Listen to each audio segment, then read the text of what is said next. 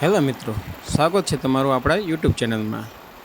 આજે આપણે જઈ રહ્યા છીએ કેરળા ધામ નકલખ મંદિર, રાણીમાં રૂડીમાનું મંદિર, જે આવ્યું છે વાંકાનેરથી 16 કિલોમીટરના અંતરે અને રાજકોટથી 60 કિલોમીટરના અંતરે, વાંકાનેર ચોટીલા બાવન્ટ્રી હાઈવે પર, કેરળા।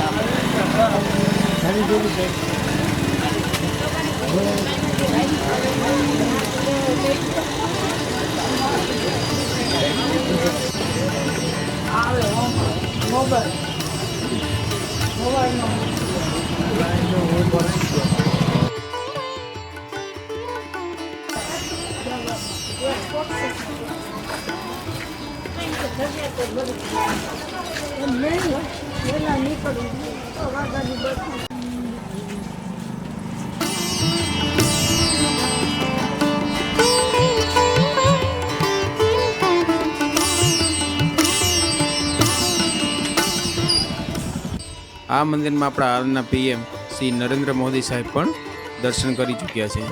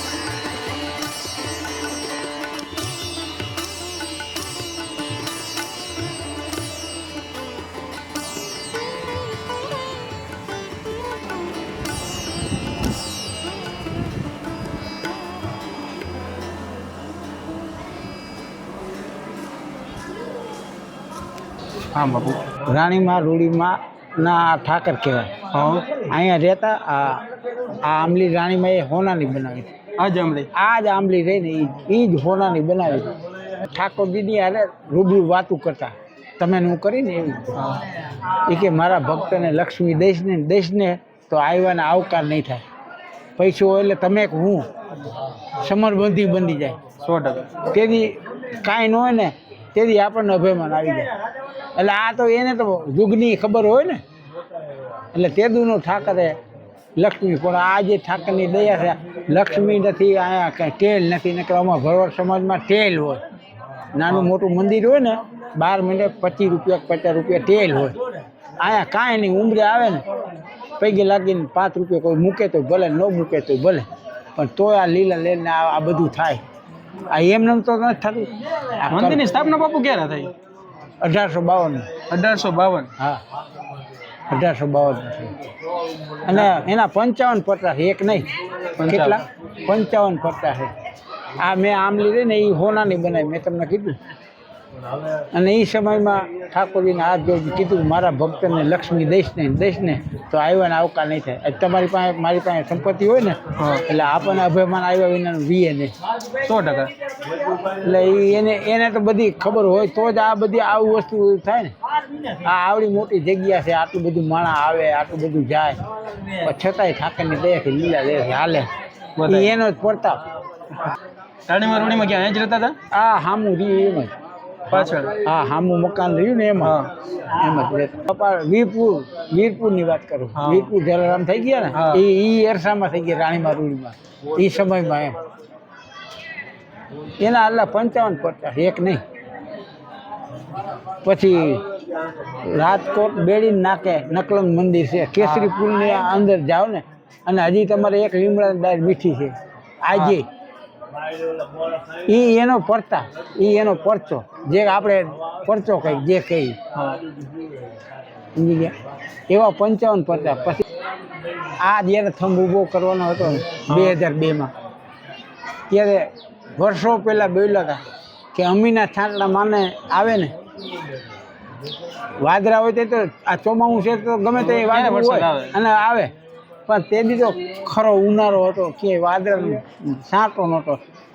હજારો માણસની વચ્ચે, અને આ વર્ષો અગાઉ બોલેલા હતા, અને અમી છાંટલા પડ્યા, અને આ થંભ ઊભો થયો. શ્વાસ તો હોવો જોઈએ ને. વિશ્વાસ વગર તો કાંઈ બધું ન કામ, કાંઈ નહીં.